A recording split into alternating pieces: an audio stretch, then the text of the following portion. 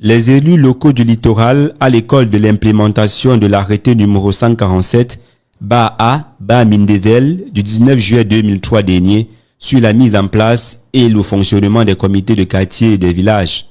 L'initiative est du programme d'appui à la décentralisation et à la gouvernance financière au Cameroun, en abrégé le PADGOF. Pour ces élus locaux, participer à ces moments d'échange est une aubaine.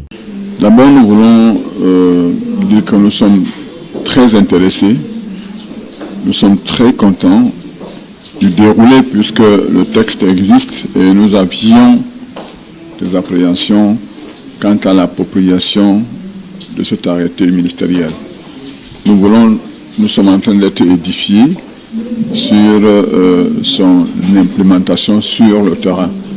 Il s'agit pour le ministère de la décentralisation et du développement local et ses partenaires au développement de montrer aux élus locaux les enjeux liés à l'implication des populations locales dans la prise de décision en vue d'un développement plus participatif et durable des territoires.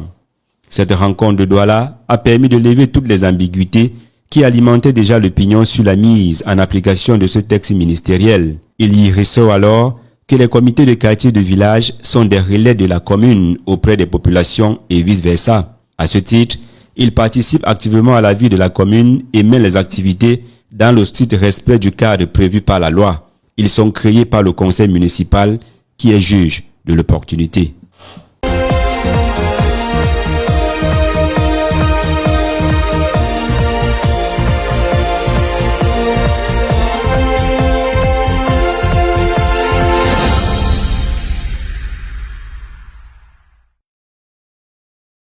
Ils sont venus d'horizons divers pour commémorer la 2e édition du Salon du Livre qui s'est ouvert ce 8 novembre à Douala.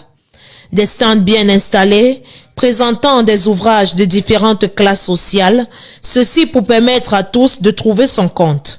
Ces derniers ont bénéficié les uns après les autres de la visite du maire représenté par le premier adjoint et ses collaborateurs. Les objectifs étant les mêmes. Ce salon qui s'organise du 9 au 11 novembre, l'occasion opportune pour mettre en relation notre maison d'édition avec les lecteurs, les futurs auteurs et tous les acteurs de la chaîne du livre. Donc je pense que cette rencontre, c'est le trait d'union entre les amoureux du livre et de la lecture. Cette cérémonie a réuni les personnes de différentes casquettes. Pour certains, prendre part à un tel salon est d'une importance capitale. Je dirais que je suis là pour 3 raisons. La première raison, déjà, c'est en tant que chercheur et sur des questions de littérature, mais aussi en tant qu'enseignant de littérature, il est toujours bon d'être au fait de ce qui se fait dans l'actualité littéraire de son terroir. Pour le prince Kouma Doumbé III, la nouvelle génération gagnerait à consommer local. Vous avez l'obligation de promouvoir ce que vos génies camerounais et africains produisent et que ce soit qui soit la base de toute formation. Pour ce faire, les mairies, les universités et le gouvernement doivent mettre des structures en place. Et un salon du livre, n'est-ce pas, c'est une de ces structures-là. Tout est clair, la pensée est la principale âme du Cameroun pour aspirer à l'émergence.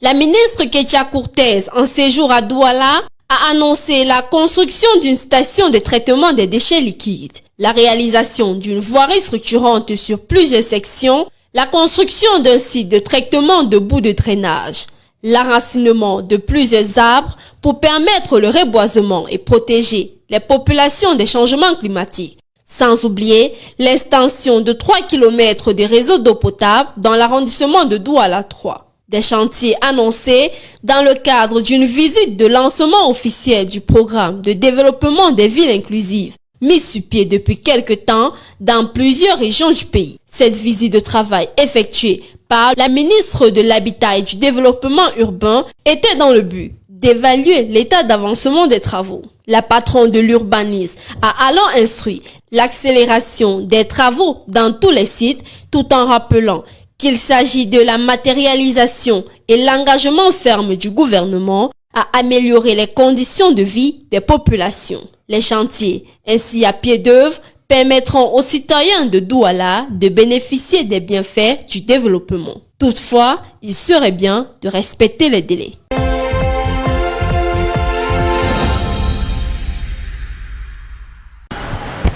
Facebook, WhatsApp, Twitter, Instagram, Telegram et bien d'autres, c'est l'essentiel des programmes proposés par la Toile. Les réseaux sociaux de nos jours sont devenus un fourre-tout entre contenu éducatif, divertissement, promotion du sexe et plateformes de vulgarisation du tribalisme et de la violence. Tous les coups sont permis. Une situation qui a amené certainement les pays africains à se retrouver à Yaoundé en vue de réfléchir sur la question. Ce forum en est une preuve patente, un forum international sur la régulation des réseaux sociaux. Beaucoup de pays dans le monde entier s'y penchent. C'est avec beaucoup de réussite. D'autres n'ont pas encore trouvé la chimie nécessaire qui permettrait de véritablement réguler. Aussi, un tel rendez-vous vise à un encadrement harmonieux du secteur. Un tel forum a une portée indéniable. Cela dénote de la volonté de tous les pays d'en arriver quand même à des régulations qui seraient communes à tous les pays parce que les réseaux sociaux n'ont pas de frontières. Et à la question de savoir si le Forum international de Yaoundé sur la régulation des réseaux sociaux viendrait pallier à l'absence de cadre juridique du secteur au Cameroun, la réponse est tout autre. Cela jette les bases de la mise dans un avenir très proche d'une loi dans ce sens. Depuis l'avènement des réseaux sociaux, nombreux sont les cas de dérives qui sont observés de part et d'autre. Dès lors, la création d'un cadre juridique va permettre d'assurer certainement une gestion responsable des réseaux sociaux.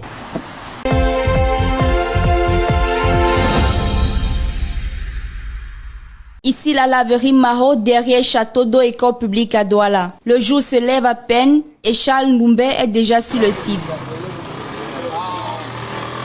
Ce jeune homme fréquente ce lieu depuis quelque temps déjà pour laver les voitures. Ça doit faire un an, 8 mois. C'est une activité qu'il a choisie malgré lui, mais qui semble nourrir son homme. Ça résout au moins 60% de mes problèmes. Même si ça ne résout pas 100%, ça me permet quand même de maintenir la ligne et d'avoir quelque chose dans ma poche. Si pour Charles, la moisson semble bonne, l'un de ses compagnons est obligé de multiplier des activités pour joindre les deux bouts. Oui, je suis laveur de voitures à temps partiel. Premièrement, j'ai un autre business que je fais, donc une autre activité. Le métier de laveur de voitures que nous tentons de comprendre ne s'acquiert pas dans une académie. Chacun utilise sa méthode pour y parvenir. Ils sont donc nombreux comme Charles à écumer les laveries au quotidien à la recherche de la pitance. Dans cette autre activité, il n'y a pas de risque zéro. C'est toujours dans le formel. Donc ça fait pratiquement 6 mois que je lave. Mais depuis, il y a un babillard qui est affiché pour chaque laveur qui doit faire la propriété. Donc il y a 2 laveurs par jour.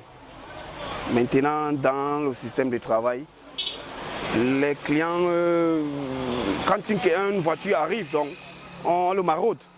C'est-à-dire, c'est le client de choisir ou bien il estime que tu es le premier et qu'il te donne la voiture. Certains ont même été incarcérés à tort ou à raison. Le métier de laveur de voiture qui ne cesse d'attirer des jeunes nourrit son homme malgré des désagréments.